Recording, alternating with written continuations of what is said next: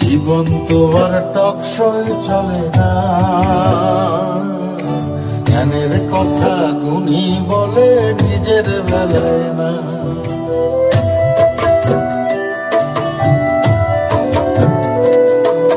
জীবন তো আর টকশই চলে না,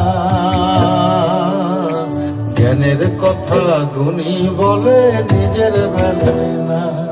আরে পরের বেলায় বুদ্ধিজীবী নিজের বেলায় বোঝে না, পরের বেলায় বুদ্ধিজীবী নিজের বেলায় বোঝে না।